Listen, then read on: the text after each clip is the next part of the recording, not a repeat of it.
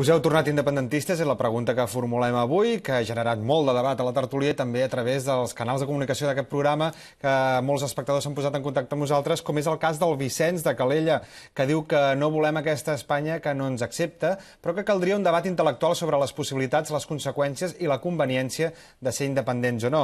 També la Maria Dolors de Terrassa diu que els polítics haurien de ser més valents i honestos i veure que la situació actual només té una sortida, que és la independència.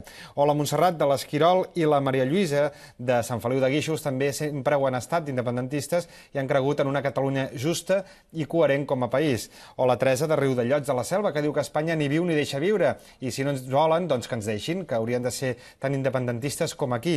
I també tenim la Maria Rosa, que d'altra banda és de Barcelona i diu que se sent catalanista però no independentista, perquè diu que no hi ha motius per ser-ho i a més l'economia se'n ressentiria.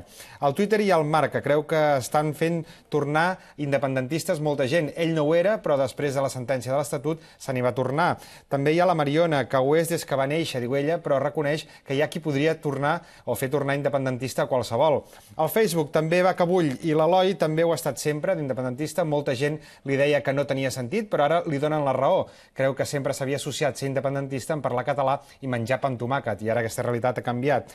El Miquel, que està cansat de desprecis, odis injustificats, insults i de l'espoli que estem sotmesos, o el Modest, que es pregunta què podem fer, si no, davant d'aquest anticatalanisme creixent. També la Judit ja ho era independentista, però cada vegada s'accentua més aquest sentiment, i el Guillermo, d'altra banda, que mai no ha estat ni catalanista ni espanyolista, creu que ens hem de fixar més en el que ens uneix, que no pas en el que ens diferencia o ens separa, que hem d'aprendre els uns dels altres i resoldre els veritables problemes. Escoltem ara sí l'opinió de la cinquena tertuliana, que avui és l'Isabel de Barcelona, que diu que des de fa un any se sent independentista. Gràcies, Marc. Isabel, què tal? Bon dia. Hola, bon dia. O sigui, vostè és independentista de Bellnou, un any només d'antiguitat. Jo de repent m'ha explotat un sentiment d'independentisme segurament alimentat pel resto de les Espanyes. A veure, de repent m'he donat compte que jo no em sento que espanyola. Com un francès tampoc se sent espanyol, o un anglès tampoc se sent espanyol. Llavors, el meu passaport consta que jo sóc espanyola.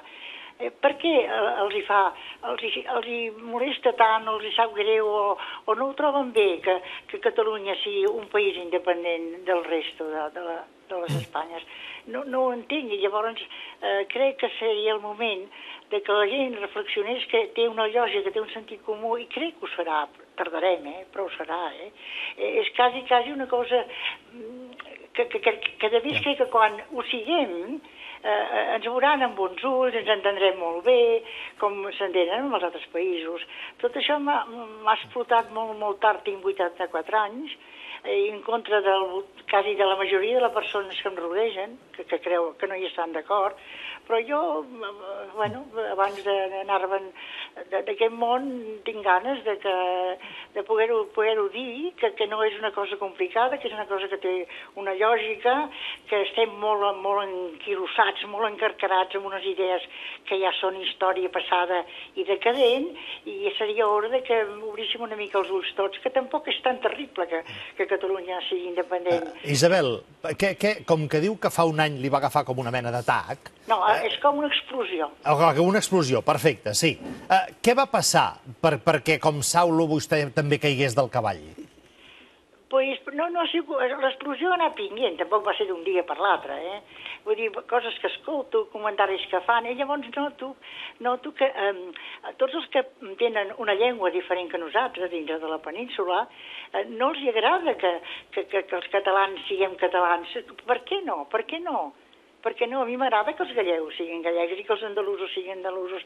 I per què no els agrada als altres que els catalans vulguem ser catalans i a més ho vulguem fer notar en tots conceptes que ho som, no? I que això m'anar generant un sentiment de ganes de dir això, que finalment sóc independentista. Sí, en definitiva, vostè nota que, si em permet l'expressió, l'han fet independentista més que vostè sentir-se'n. Sí, crec que gran els que més han col·laborat en que jo aquesta explosió la tingués és ells, els que creuen que no ho tenim que ser.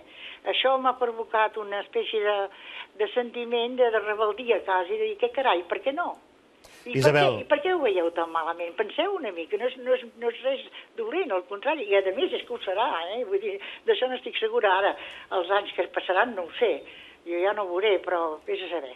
Isabel, esperem que sí. Esperem que vostè pugui viure molts anys i vegi qualsevol de les coses que puguin passar, que aquestes són les incertes en aquest moment. Moltes gràcies per la seva trucada i moltes gràcies també per la seva col·laboració.